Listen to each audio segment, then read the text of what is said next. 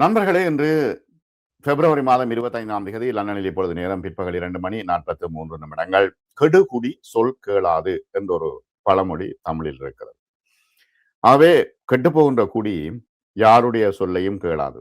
ட்ரம்புக்கு ஒரு நல்ல உதாரணம் என்னன்னா, ஈரானை தாக்கினால் உயர்மட்ட ஜெனரல்கள் தற்பொழுது எச்சரித்திருக்கிறார்கள். கடுமையான விளைவுகள் ஏற்படும் என்று எச்சரிக்கை விடுத்திருக்கிறார்கள். ஈரானுடனான போர் அபாயம் குறித்து ஜெனரல் டான் கெய்ன் எச்சரிக்கை விடுத்திருக்கின்றார் ட்ரம்புக்கு. ஏனென்றா இப்ப ஈரானை தாக்குவதால் ஏற்படுகின்ற அபாயங்கள், நீண்ட கால மோதலில் சிக்கிக் கொள்ளக்கூடிய பிரச்சனைகள், அமெரிக்க இராணுவத்தினர் மற்றும் அமெரிக்கர்கள் உயிரிழப்புகள் ஏற்படுவதற்கான அதிகமான சாத்தியக்கூறுகள், இதுகள் குறித்து கூட்டுப்படை தலைவர் ஜெனரல் டான் கெய்ன் டொனால்ட் ட்ரம்புக்கு எச்சரிக்கை விடுத்திருக்கின்றார். ஆனால் இந்த எச்சரிக்கையை அவர் ஏற்றுக்கொள்வதாக தயாராக இல்லை. இந்த எச்சரிக்கை தொடர்பாக அவர் தன்னுடைய ட்ரூத் சோஷியல் தளத்திலே இது பொய், அப்படி யாரும் சொல்லவில்லை, எளிதிலே ஈரானை வெல்ல முடியும் என்று தான் நினைப்பதாக அவர் குறிப்பிடுகின்றார், ட்ரம்ப் குறிப்பிடுகின்றார். ஆகவே ஜெனரல் டான் கெய்ன் சொன்ன விஷயங்களை அவர் புறம் கையால் தள்ளிவிட்டிருக்கின்றார். விஷயங்களை பாருங்க. என்னன்னா, எல்லா இடங்களிலும் யுத்த நிலைமை. இப்ப இஸ்ரேலுக்கு அதிகமான வெடிமருந்துகள் கொடுக்க வேண்டிய சூழ்நிலை, ஏவுகணைகள் கொடுக்க வேண்டிய சூழ்நிலை. ஆகவே முக்கியமாக வெடிமருந்துகள் தட்டுப்பாடு இருக்கிறது. பிராந்திய நட்பு நாடுகளுடைய ஆதரவு குறைவாக இருக்கிறது. இப்ப அரபு நாடுகள் முழுமையாக இதற்கு ஆதரவு அளிக்குமா என்கின்ற ஒரு கேள்வியும் இருக்கிறது. ஈரானுடைய பதிலடியை கட்டுப்படுத்துவதற்கான அமெரிக்க முயற்சிகள் தடுக்கப்படக்கூடும் என்று ஜெனரல் கெய்ன் கடந்த வாரம் தெரிவித்திருக்கின்றார். அப்ப ஏவுகணை பாதுகாப்பு அமைப்புகளில் வெடிமருந்து இருப்புகள் குறைவா இருக்கு. இஸ்ரேல் மற்றும் உக்ரைன் போன்ற நட்பு நாடுகளுக்கு அவை பயன்படுத்தப்படுவதால் குறைவாக இருக்கிறது ஏவுகணை பாதுகாப்பு அமைப்புகள் என்று கெய்ன் குறிப்பிட்டிருக்கின்றார். அப்ப உள்ளார்ந்த சிக்கல்கள், அமெரிக்க உயிரிழப்புகள் ஏற்படுவதற்கான சாத்தியக்கூறுகள் தொடர்பாக அமெரிக்க இராணுவம் தன்னுடைய கவலைகளை வெளிப்படுத்தி இருக்கிறது. இது உள் விவாதங்களை தற்பொழுது ஏற்படுத்தி இருக்கிறது. வாஷிங்டன் போஸ்ட் தான் இந்த விஷயத்தை முதலில் வெளியில கொண்டு வந்தது. இப்ப அமெரிக்காவின் பாதுகாப்பு முடிவுகளை எடுக்கும் தலைவர்களுக்கு பல்வேறு இராணுவ விருப்பங்கள் இருக்கலாம்.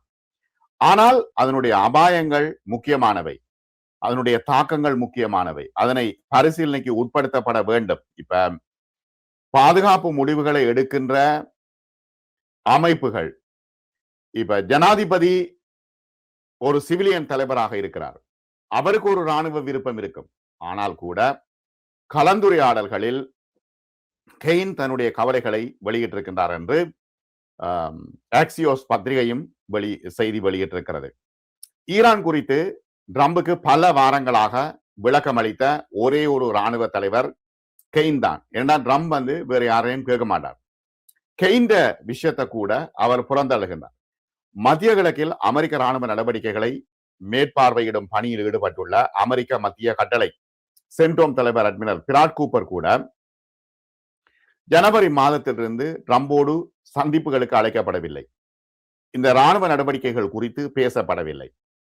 ஆகவே ஜனவரியில் ஜனாதிபதி நிக்கோலஸ் மதுரோவை கடத்துவதற்கான வெனிசூலா நடவடிக்கையில் ஜெனரல் கெய்ன் முழுமையாக ஈடுபட்டிருந்தாலும் ஈரானை சுற்றியுள்ள இந்த விஷயங்களில் மிகவும் எச்சரிக்கையாக இருக்கிறார் என்று 2 ஆதாரங்களை மேற்கோள் காட்டி ஆக்சியோஸ் செய்தி வெளியிட்டிருக்கிறது.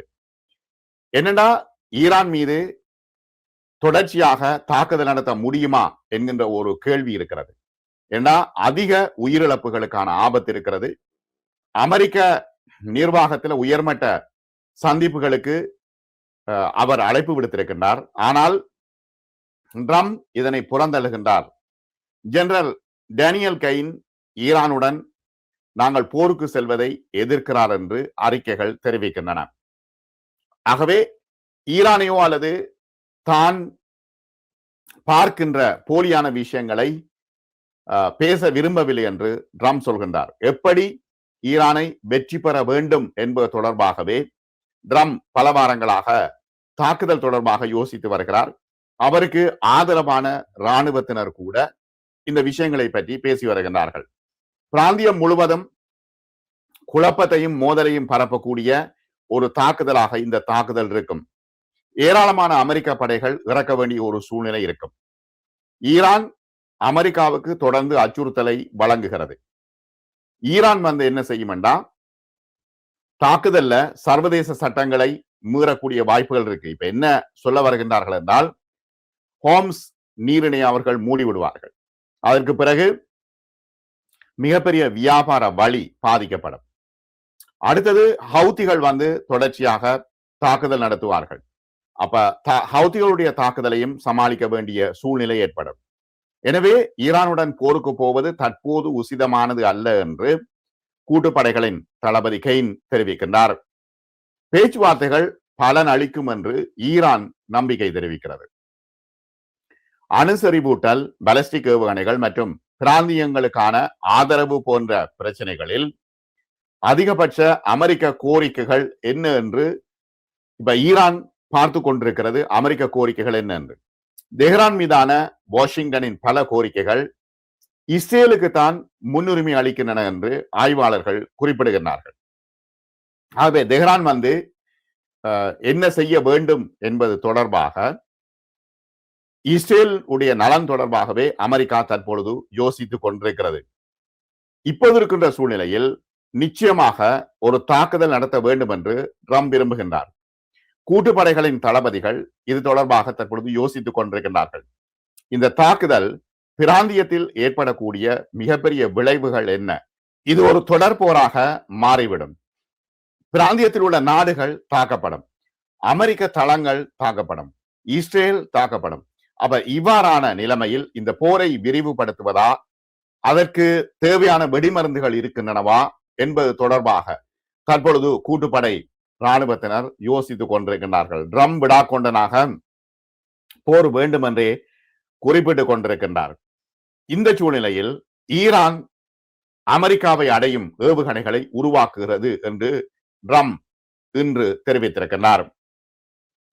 மாநில உரையின் பொழுது, யூனியன் மாநில உரையின் பொழுது டொனால்ட் ட்ரம்ப் சொல்றார், ஈரான் விரைவில் அமெரிக்காவை அடையக்கூடிய ஏவுகணைகளை உருவாக்குகிறது என்று சொல்கின்றார். இந்த வரலாற்றில் மிக நீண்ட உரையிலே அமெரிக்க ஜனாதிபதி ஈரானுடன் தனது போரை ஆரம்பிப்பதற்கான ஒரு ஆரம்ப விஷயமாக இதனை பார்க்கின்றார் என்று ஆய்வாளர்கள் குறிப்பிடுகின்றார்கள்.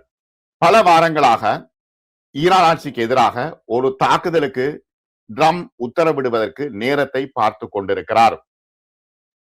ஐரோப்பாவையும் வெளிநாடுகளில் உள்ள எங்கள் தளங்களையும் அச்சுறுத்தக்கூடிய ஏவுகணைகளை ஈரான் ஏற்கனவே உருவாக்கிவிட்டது. அமெரிக்காவை வந்தடையும் ஏவுகணைகளை உருவாக்க அவர்கள் பணியாற்றி வருகின்றார்கள் என்று ட்ரம்ப் சொன்னார். ஆனால் அவர் இந்த கூற்றுக்கு எந்த ஆதாரத்தையும் சொல்லவில்லை. போகிற போக்கில் அவர் சொல்லிக் கொண்டு போகிறார்.